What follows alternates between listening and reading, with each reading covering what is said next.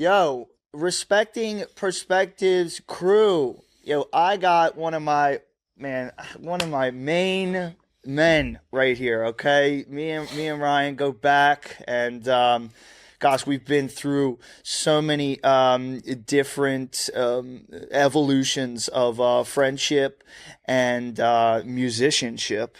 I got Ryan Delcher here, who is a DJ, producer, engineer, a father. The list could go on. Okay, but man, welcome, dude. I'm so excited to have you here, and just tell the people, kind of maybe give them just a little bit of like maybe like where you grew up and like just some stuff like Sure. that to kind of let them give them a little bit of a background. Yeah, absolutely. Well, first off, man, thank you for having me out on the Respecting Perspectives podcast.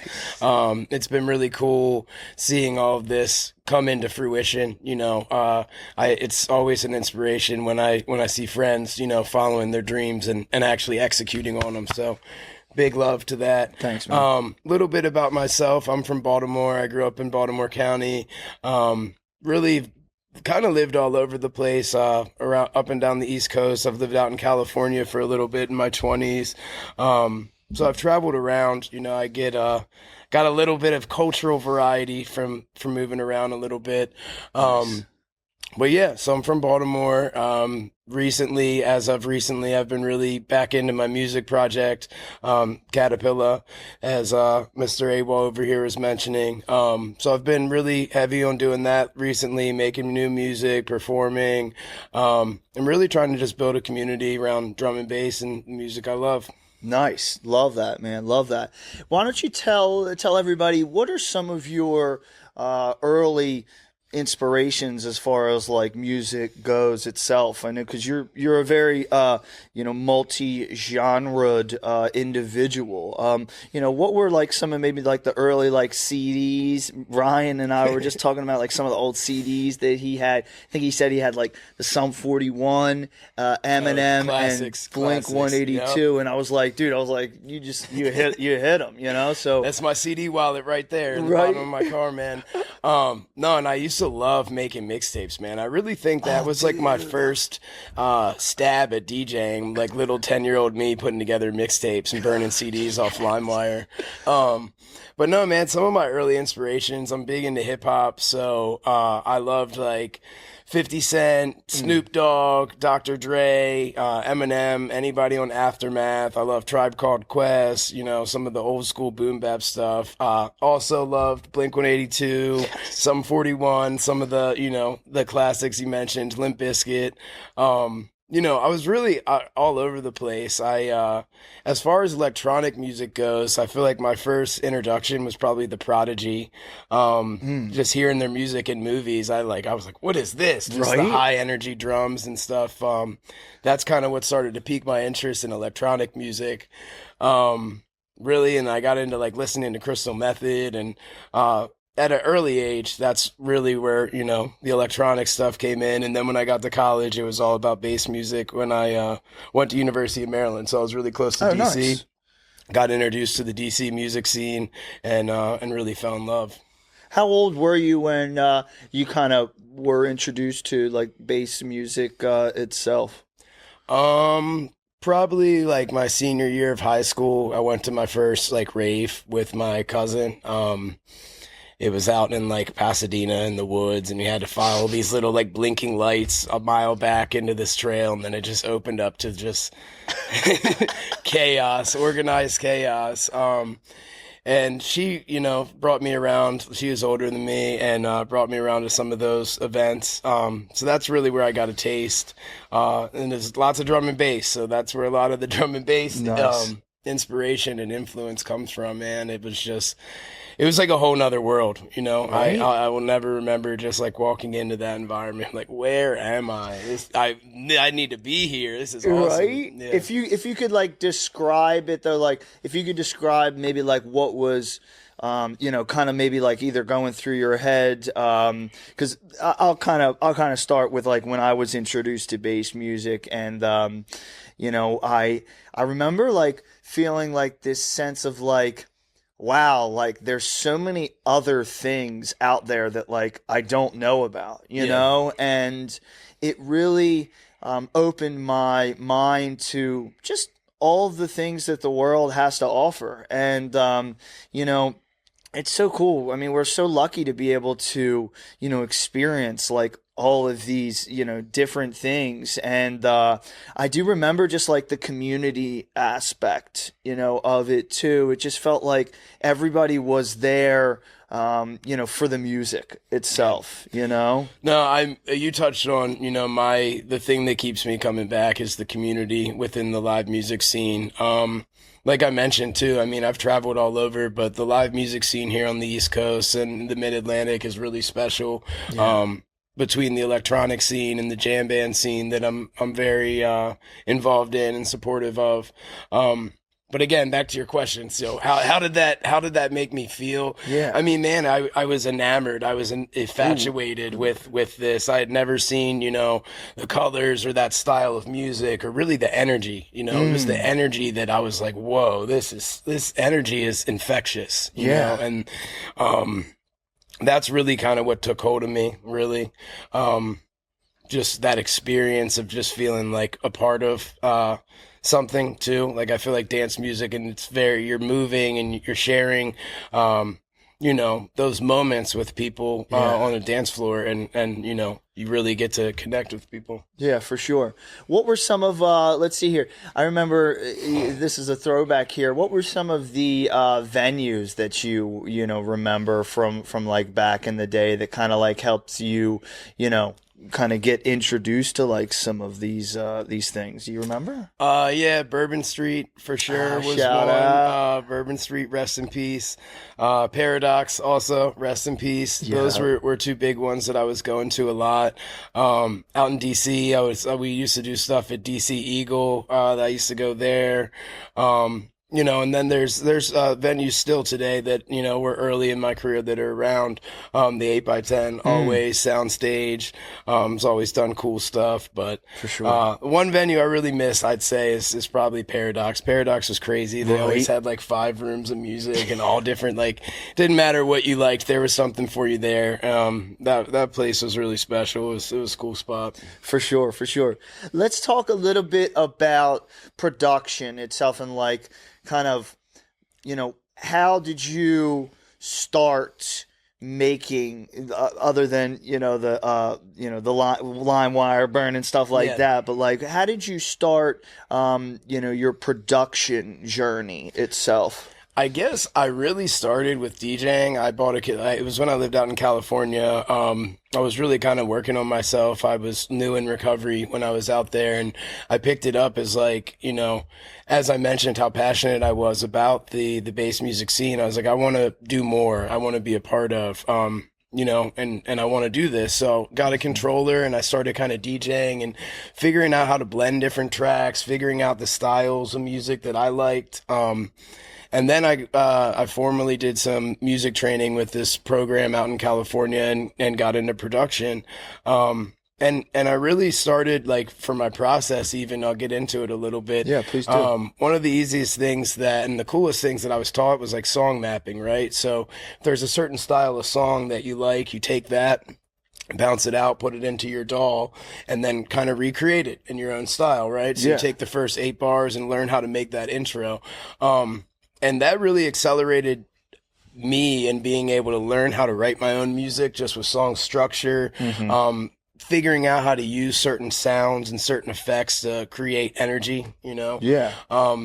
So that's really how it started, just kind of doing song map stuff. I started making hip hop beats. I love hip hop, so I still do that today. Sent you some beats before. We've got some stuff dude. going. So really, you know, I still today, like I make all different types of music. I don't just make drum and bass, not just dubstep. I make everything, you know. I've made like music that's like cinematic and stuff, you know. I don't release a lot of this stuff, but just the actual creation part I'm very passionate about, and it's a good release for me. But yeah, that's love how I that, got dude. into it. Yeah, you should be very proud of your musical versatility. You know, it's sometimes sometimes it takes a little bit of practice to really understand and figure out what you like, what you don't like. And it really, it's a challenge too, because it's like, how can you try and, separate yourself from like all the music, that's out there, and how can you really, I mean, I struggle with this myself as a musician, really trying to find my musical identity. Yeah. And gosh, I mean, this is, I think, a perfect place to kind of segue, for you, you started out, under a different name, right? Yes, the Binaural project. Yeah, Yep. so tell people a little bit about maybe like that transition itself, and what maybe thwarted that to happen. Sure. Yeah, the Binaural project was great. I had a lot of fun with that. It was the first time I took music professionally and was able to travel, and play my music in different cities. And I loved it, but man, we had this conversation before, and we were talking about how important branding is. Well, and I didn't do my research before I picked that name. And man, I mean, binaural beats it's a meditation technique, right? So if you go on Apple Music, Spotify, there's thousands and thousands of binaural beat stuff. So it was so hard to find my music, which was one part, a big puzzle piece in the rebrand. Something, if you are thinking about starting a music project or anything creative, do your research, and check that stuff. So that was kind of one thing. And then another really big thing is for me is being a father. My son was born in 2020, and that was right around the time that I was taking a hiatus from music and performing, obviously, just because I became a father, and I wanted to spend time learning what that was about and starting that journey. So I took a couple years off. I still made music, but I wasn't really performing, and dove into family life, and kind of started to restructure my life. And I really, before I got back into the rebrand and the CATA-PILLA project, I wanted to find that passion I had when I started making music, that passion I had when I first walked into my first rave, like I wanted that fire back. I didn't want to push anything. And I feel like I finally, I got it, right? I restructured my life. I got a new job where I work remote. So I'm able to stay at home with my son and homeschool him. Nice. Also, I'm able to work on music and stuff.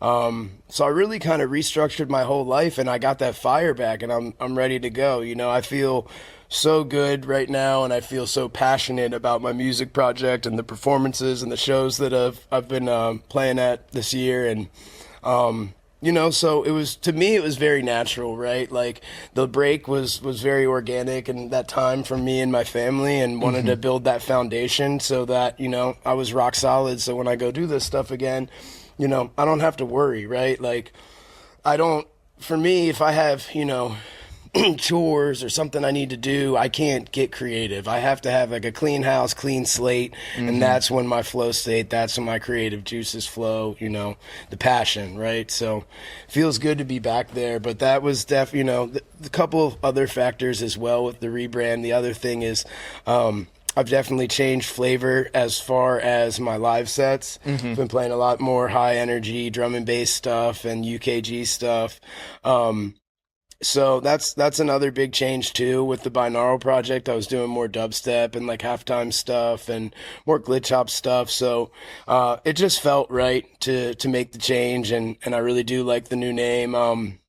So yeah. Was it something that happened like overnight where you like made that decision that it was going to happen, or was it like, did you need some time to really like kind of make that decision? Because I'm sure there's a lot of other artists out there who are kind of like, in between, not even like monikers, but like the energy that they're like giving to the music itself. Was that something that took a long time, or was it kind of just like a switch that went off? No, it was definitely something like I marinated on for a while. Yeah. Like I thought about branding. There was some other, like it was kind of a process. And really there's a song by Royce the 5'9" and Eminem and there's a line in here that it talks about, before you praise a butterfly, don't shit on a caterpillar, right? Oh shoot! You know, Oh shoot! the whole idea of the CATA-PILLA brand is, you know, respecting the process, respecting the journey. You know, a lot of people these days, especially with social media, it's all like flashy games and, you know, the get rich quick videos and that kind of stuff. Which I just felt like for me personally that didn't work. You know, I've tried that in other areas of my life, and I've learned, man, that it's about the journey. It's about that process, the metamorphosis, you know? So that's really kind of where the name comes from. And, but I definitely, it wasn't an overnight thing. It was something I kind of marinated on, for some time. And, you know, even drawing up the logo, like I drew it out and had it for, you know, months before I even released it, just to like, see, does this sit with me? Does this represent the identity that I want to go with, you know? So what about the social media itself and, you know, the rebranding? Was that something was that a bigger or a smaller challenge than you expected? You know, I talked to a lot of friends and other artists you know, there's a few things, right? Like with my musical platforms, with the music I'd released with a few labels under Binaural. So I really was like, I don't know what to do. Should I start a new SoundCloud? Should I not? Right. I ended up just starting new platforms, and, you know, it's a little bit of a challenge because I got to build back. I had a decent following on my old platforms. You know, but I feel like for me, starting fresh was what I needed to do and what I wanted to do. You know, you can still find the binaural music out there. I didn't take it all down. But I just kind of wanted to have a clean break and start fresh. Yeah, nice. I love that. And gosh, it's like, you know, you put this image out there, you know, and it's out in the world forever. And it's like, it really is never too late for you to, you know, reinvent yourself. No. You know, and I feel like, you know, there's probably some listeners out there who are kind of maybe like, you know, in between projects right now. I've seen some artists handle it in the most gracious ways, and then I've seen some other artists not do as well with it. But I'll give you props on, you know, handling it the right way, and also kind of like taking your time with it itself, you know, and like not like, you know, forcefully like making it happen. You know, you really, I think, you know, you yourself and some other artists that I can think of off the top of my head do a really good job of that. And yeah, you know, you should be proud of yourself for stuff like that. Thanks, man. Yeah, man. Thank you. Let's see here. What about let's talk a little bit about production itself. You know, kind of like how you got into that, the events themselves, and maybe kind of like the meat and potatoes of it, and kind of like, you know, what helped you, let's see here, what helped you kind of create some of the things that you're going to talk about in the near future, and projects that you're, you know, going to talk about. Sure. Yeah.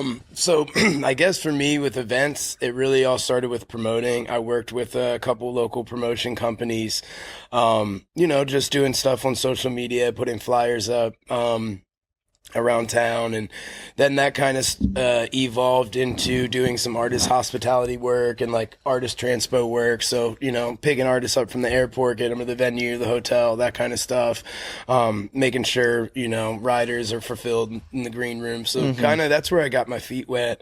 Then I went to a audio engineering school called the Sheffield Institute for the Recording Arts, where I was formerly trained as an audio engineer.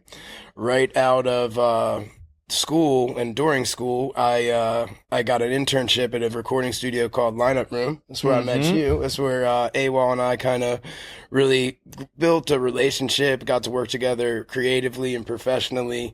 So I started doing that, and then I started working with a production company as well. And worked my way up the production company. I started as a stagehand, building stage decks out in the rain. That's where it starts, right? Yeah, man. Did that for about a year. Slowly worked my way up to production manager, and I did that through just like showing up consistently, showing up early, being very organized. I had a knack for leadership. So then I got some really cool opportunities. I've been able to work on some really cool events. I've been able to, in previous years, I've been able to provide production at Baltimore Pride, which is a huge 40,000 person event here in the city. Yeah. Worked on Summerfest, which is out in Carroll County. It's about a 8,000 person event. I have, also a company, Party for a Purpose, with my partner, my man Will Gibbons, who we just had. Yes, Will on your Will podcast, Mr. Gibbons. Yes, sir. So shout out, Mr. Gibbons. But him and I, the past couple of years, have had the opportunity to do a lot of really cool stuff. We threw Tellerfest at Patterson Park. Yep. We did some work with the Ramble Festival. We've also thrown our own shows. We did some like an after party series, kind of paired up with some all good shows. Oh, nice. So I've done a ton of event work. I love it. I'm very passionate about it.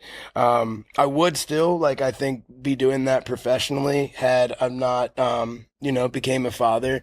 But with the production life, really, it's a lot of time commitment, man. Anybody who's in that industry, you got to be crazy. It's so much work, especially on a large scale. It's so much work and so much planning. So shout out, much love to everybody doing events and planning events and still in the game and in the grind, man. Because For sure. It's not for the weak-hearted, You got to take losses and you got to keep it moving. And it's tough. It's tough to want to carry on, but I love it. I love production. I love helping people. My favorite thing is somebody will come to me with an idea and then we make it happen. With the Respecting Perspectives release party that we got to do together, man. That was such a cool experience for you and I to connect and work together.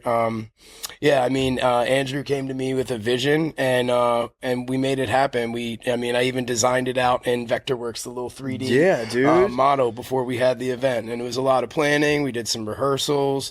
But it was great, man, being able to help that dream and that vision come to life and seeing that and even just seeing your parents, it was right. Awesome, that to me, that's the magic of event throwing and event curation. It's that, it's that glimmer, right? Even when I would work production and I'm working 20 hours, right?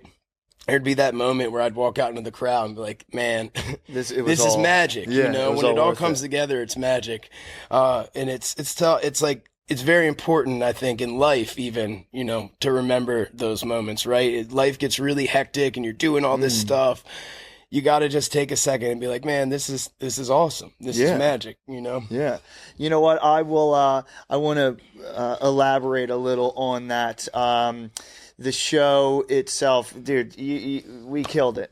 So proud of both of us and everyone who was involved. And, that was the first opportunity that I had to, make something like that, a dream like that come true, and I pray that every artist out there, follows their dream enough to be able to get to see something like that come to life, man, because at first it was daunting. It was scary. I'm I remember calling him and being like, dude, is this even possible? How do people do this? Especially being an artist where you don't know all the logistics of those things. And, you're obviously working with a particular budget, and I think one of the cool things, one of the things that really helped was what we did was people would, instead of buying an actual ticket, they would buy a piece of merch, and that was their ticket. And, it was cool to be able to have everybody in AWOL merch, just kind of ganged up and, and then it took a few meetings, him and I kind of sitting down and really kind of figuring out the logistics of everything. The speakers that we're going to have, the venue itself that we're going to have. Are we going to have food or not? Are we going to have, alcohol or not? The visualization. Just so much stuff that is really involved in a show that you don't think about, And I thought it was pretty cool because I then it really helped me understand that like it's really not at all like daunting. It's just your organization skills. You do have to stay constantly motivated. But if the music is means that much to you, like to see it come to life, like you said, like it's that moment, that aha moment where you're like in the middle of the crowd and you're just like, man, like this is really happening, and like just to be able to say that you did it. You know what I Yeah. mean? Like it's gonna be cool. Like later on in life, when I have some young ones running around, to be able to be like, Baby AWOLs. yeah, right. Baby AWOLs be like, yo, like, hopefully, that will also inspire. And I know it has. I know some people have reached out to me like, yeah, you did your own show, and that really helped me realize that I could do it myself, and I'm really, I'm really excited to be able to do it again in the near future. So y'all will be seeing and hearing some information on that in the coming months, because after the first time I was like, personally, that's just the type of person that I am, and I know Ryan is the same way. Once you do one thing, the next time you really do. Your goal and your aim is to make it better. Than the last one, and better can mean, it doesn't necessarily mean that like more people have to be there, but I think what better means is like, are you a better person like when you go into that process, and I know for sure, luckily on all cylinders, like I do feel like my music is getting better. I do feel like my attitude itself, with like the industry itself is getting better. My let's see here, the inspirational factors that I have now to give people are just like are heightened, and it's more like it's just proof. It's proof that anything really can happen as long as put your mind to it. But I do want to also speak about lineup room, and shouts to Brandon Lackey out there. He's probably on the boards right now at lineup room, and this. That's a studio that is down in the middle of Baltimore on Saratoga Street, and that is where Ryan and I first started making music together.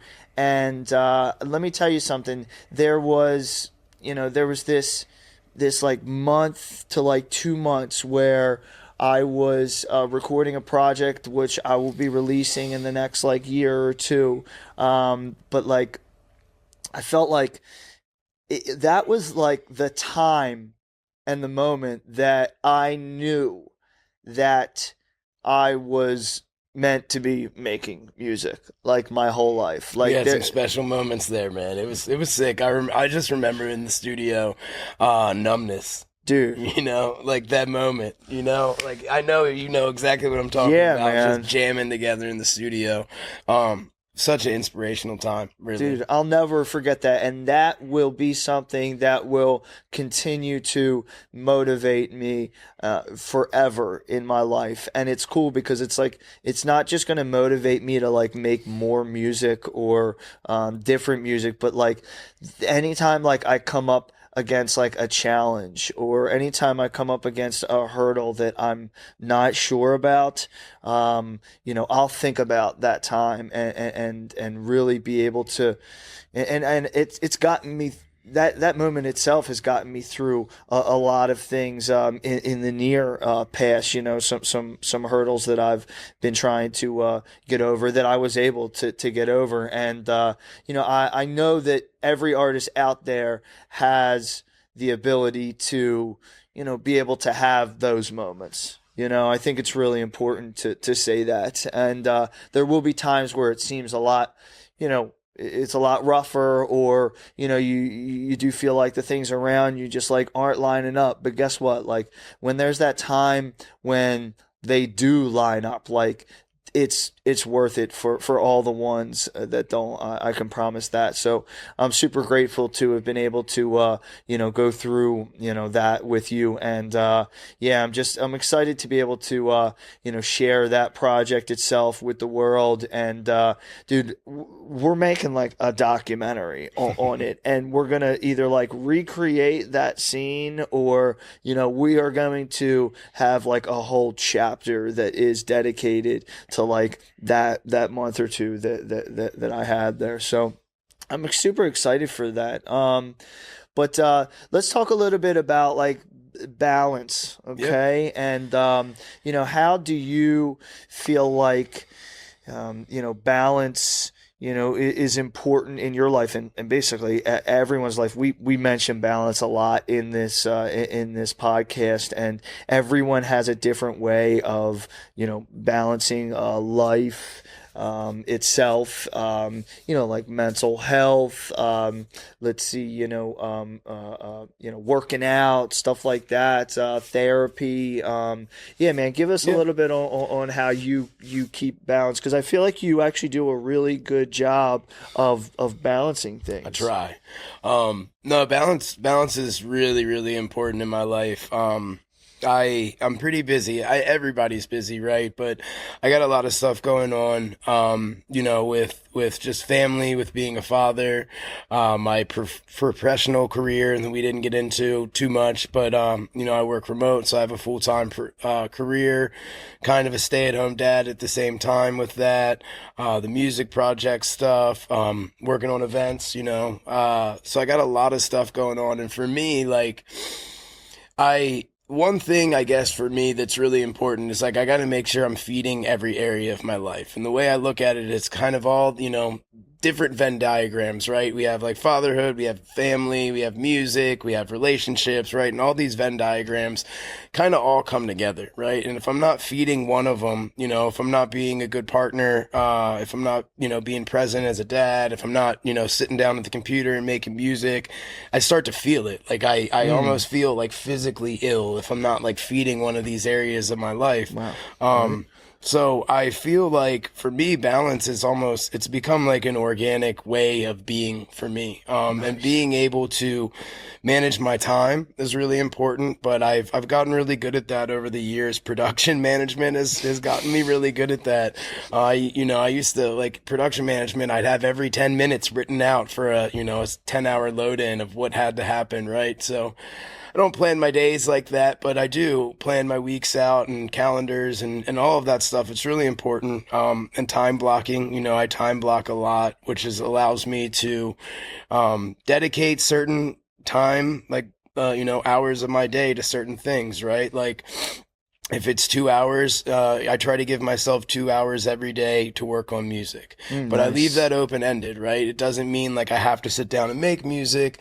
I could be DJing. I could be making beats. If I, as an artist, there's a lot of work outside of the actual creating process of just like media management. The other night I was sitting down putting together my advances and my technical writer, so for me, it's like there's all these things, as long as, with the music project, if I'm doing something like that, I try to do 2 hours every day of something, right? Even just social media, of like networking, trying to make new connections. Same thing with work, right? Like I'm a designer at work, so I have to manage my own workload. If I need to meet a deadline, I have to get that done, and I give myself time blocks at work to, certain design days, certain consultation days. So balance is huge. It's really big, and it's why I feel like I'm so on fire with my music stuff is because my life feels balanced. Like I mentioned earlier, when I have a bunch of things going on in my head, it's so hard for me to get creative because I just want to fix, all the problems.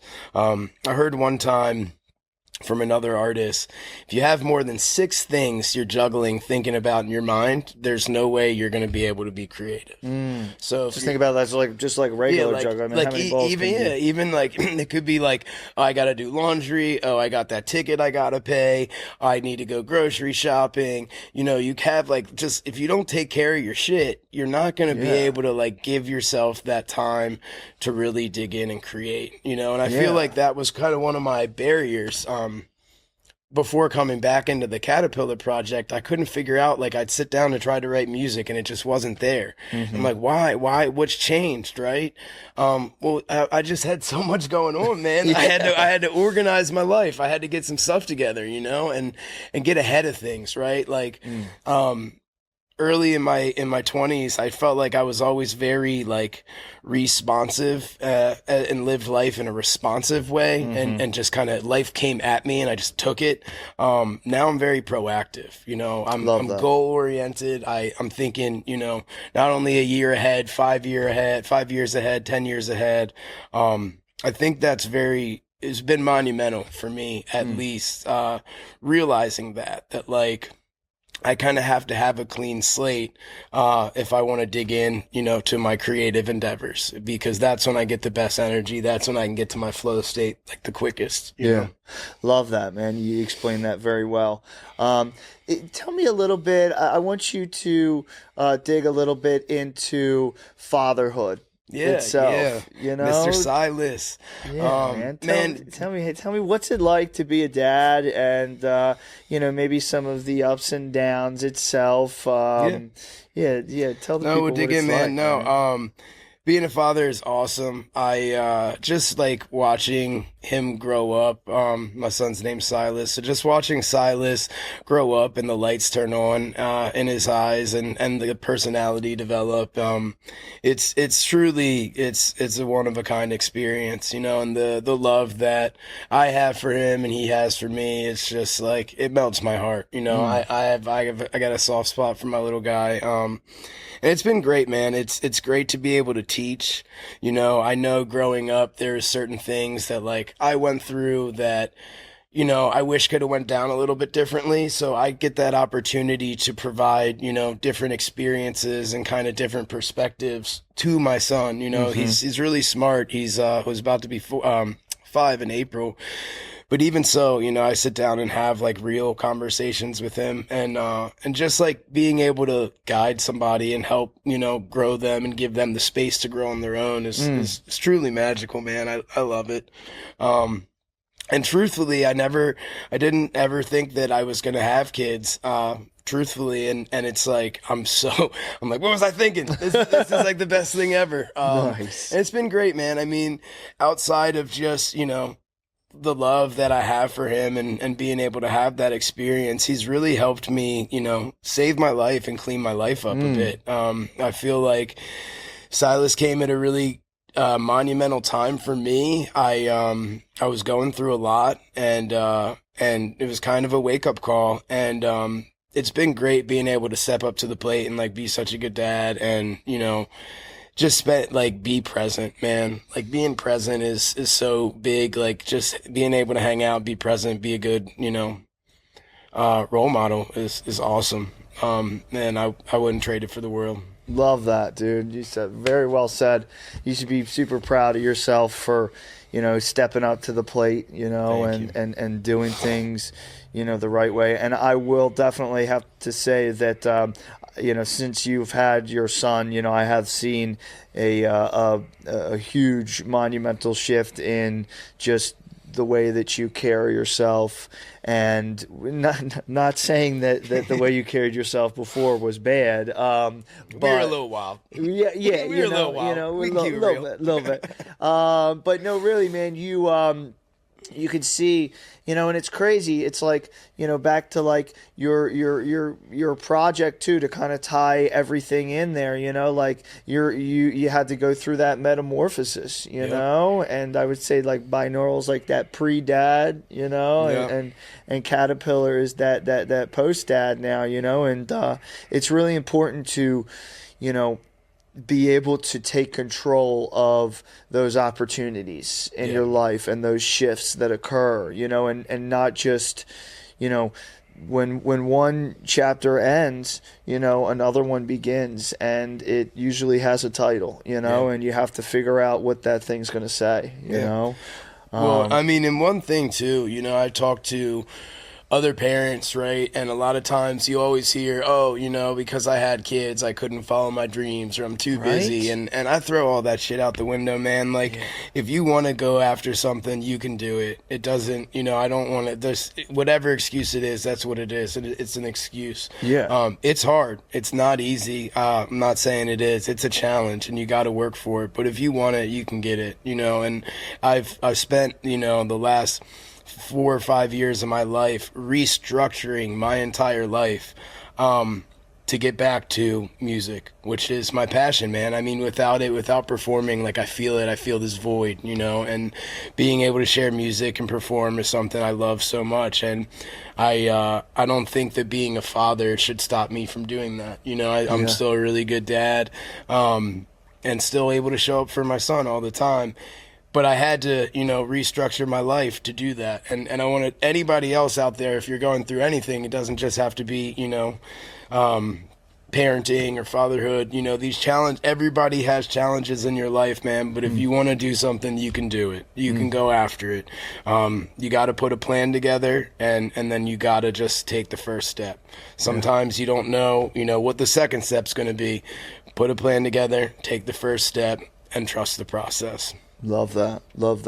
Did you mention the Ikigai?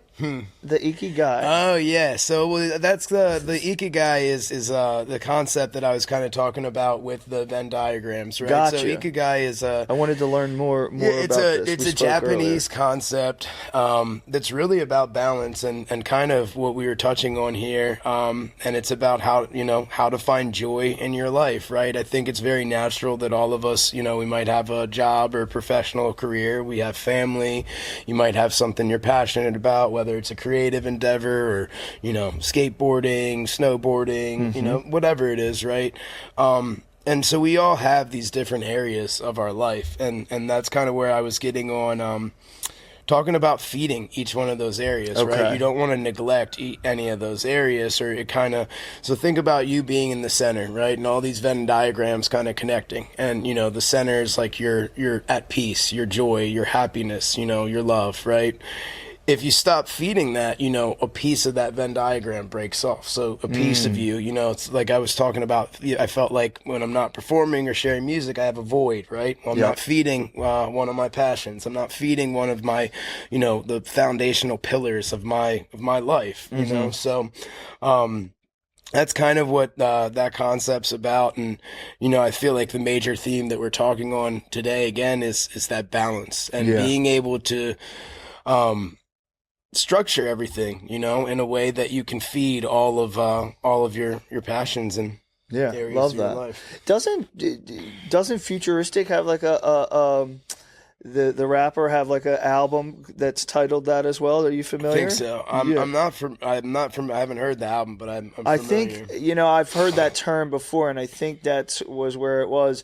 And then what else was it? The what's it called? The Blue Zones, which is the places in the world where there's the most amount of centenarians, which are people who live 100 years or older.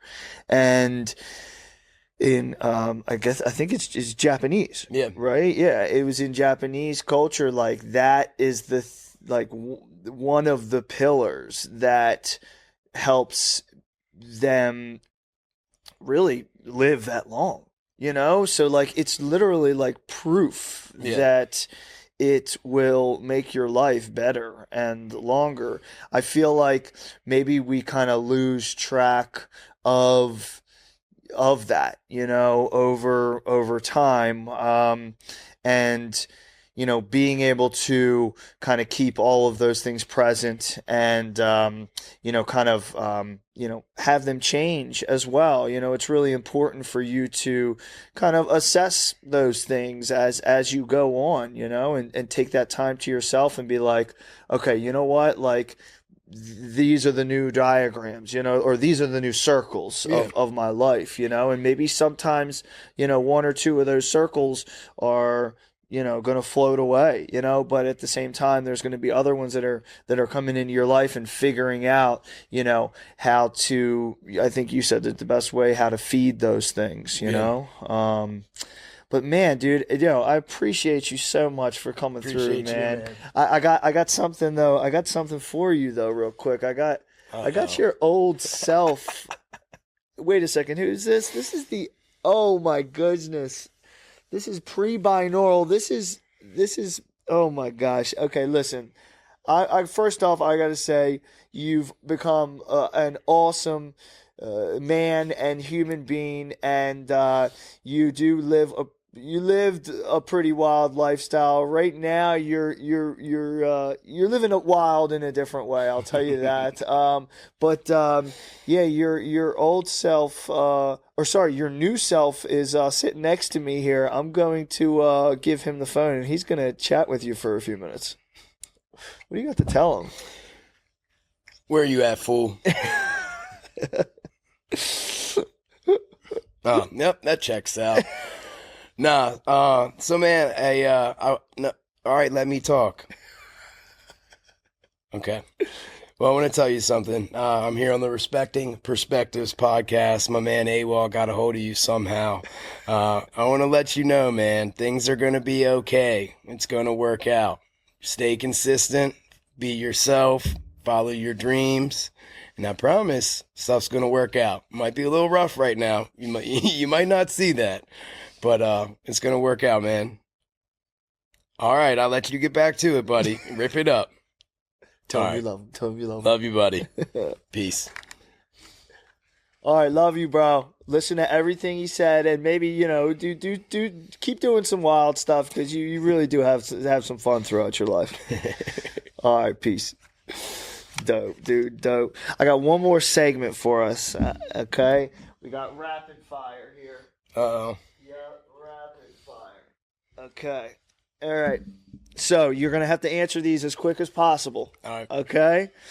All right. Off the cuff, off the dome, like a freestyle. Okay? 10 seconds on the clock.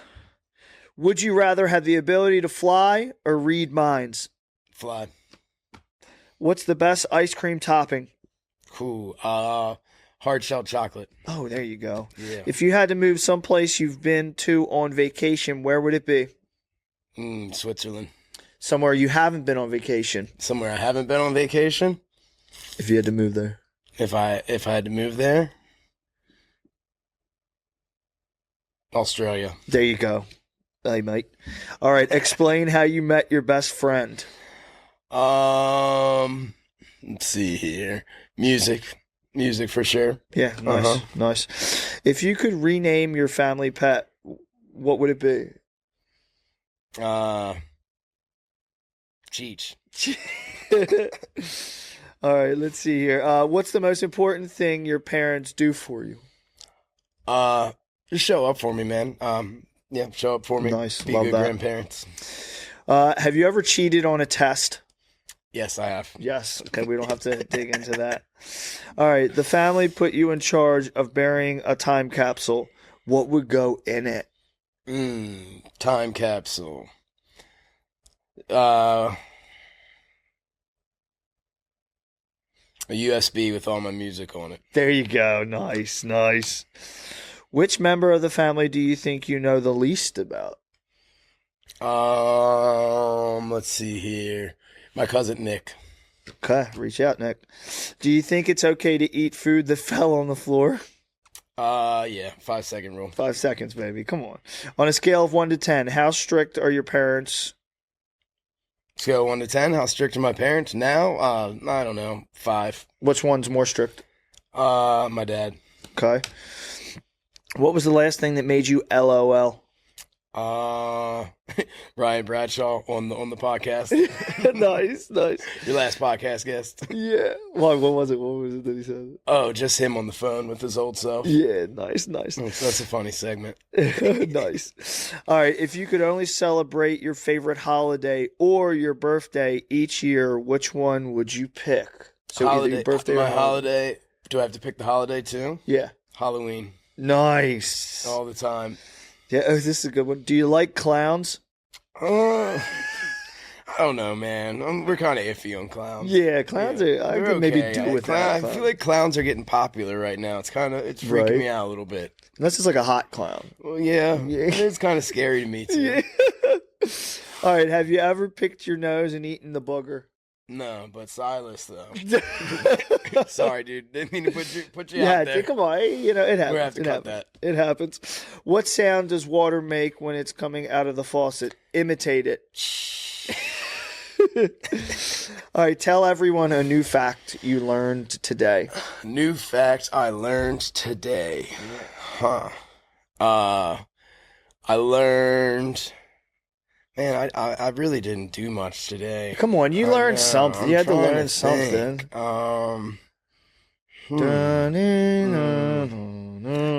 Okay. I learned about the podcast studio and how that's set up. There you go. How many cameras you need to get it done. Good answer. How many cameras, right? Did you know about this 7, one? yeah. Over here? Wait, let him get it. All right. That's slick. Isn't it? Yeah, which actor should play you in a movie about your life? Who was the guy who played he was in damn, I'm blanking. I can't think of it. What movie? It was a show. I can't remember his name. He kind of looked like Mac Miller. His name is, I think, Fez in the show. You know who I'm talking about? Oh, Euphoria, in that show Euphoria. Yeah. Okay. Yeah. All right, that guy. Yeah. Name something you lost and still haven't found. Something I've lost and still haven't found. I lost this glass pendant a while ago, and I have no idea where it went. Still can't find it. Okay, you're gonna have to look for that. Who would be the worst person in the world to be stuck on an elevator with? A clown. A clown. All right, dude. You killed those. Awesome. Hey, do you have any last minute thoughts that you want to give the guests who are listening here? Any last minute inspiration, or just anything that you want to leave everybody with? Sure, man. This podcast is called Respecting Perspectives. And I think life really is all about the perspective and the lens that you look at it through. Something monumental I've learned in my life is just love your life. And that's not like, oh, I have the best life, I love it. No, actively love your life. Make your life something worth being passionate about. For me, I had a lot of trials and tribulations, and I learned that the power of perspective is so important, and the way that you look at challenges and situations, the way you look at wins, the way you handle these things, it's all about perspective. So keep an open perspective, keep an honest perspective, and truthfully learn to love your life. I can really and honestly say I do love my life, and that's because it's filled with passion. I do things that mean something to me, and I have relationships that are meaningful, and I try to do things with purpose. And that's, I suggest that because it brings like the best happiness, really, and gives you the opportunity to really enjoy life and, live it, not just exist. So love that, man. Great final thought there. One last thing I also want to say is we have something called, I don't know if I told you about this, but we have something called the Respecting Perspectives Hotline, and people can give that a call and let us know if you have like a show coming up, or you're going through like a challenge or something that maybe you want some feedback on. Maybe you have some music coming out in the near future. The number is 443-477-4922. Okay. 443-477-4922. And in one of the near shows in the future, we'll go through some of those calls. And we'll kind of maybe just help guide you in a way, or just be there to to support you in any way. Do you have any shows or anything in the summer that you want to let people know about? Yeah. I just dropped a show on Friday, a show announcement I'm really excited about. I'm going to be doing a show with my good buddies, Uncle Kunkel's 1 Gram Band on April 4th at the 8x10. They're going to be playing their headline and playing 2 sets, and I'll be closing out the night with some fun dance music. Got some other stuff in the works. I don't know if I'm allowed to say yet, but I will be out at some festivals this summer for sure. If you want to follow the music project, please go to @CATA-PILLA, CATAPILLA .music on Instagram. On Spotify, SoundCloud, it's CATA-PILLA, CATA-PILLA. Nice. So follow the project, check out the new music. I'm going to be dropping I got some like 3 or 4 new songs, singles. They're going to be coming out periodically in the next couple of months. And we'll be announcing more shows too coming out, so come out and party. The shows have been awesome, man. The energy has been really great. I feel like, coming from the intention that I'm bringing to shows, I'm coming just from a very raw, real place, and a very, I feel like, I'm a little bit on fire right now. I'm trying to share that and get everybody turned up, man. It's that we need positive energy right now. We need soul. So happy to share. Nice. I see it. I feel it, man. Well, hey, thanks for being here, brother. Thank you for having me, man. dude. Awesome. So excited for what you have in store for the future, what we have in store for the future together, and for the listeners out there, what y'all have in store for yourself. So thanks for tuning in for this episode of the Respecting Perspectives podcast. We'll see you on the flip side.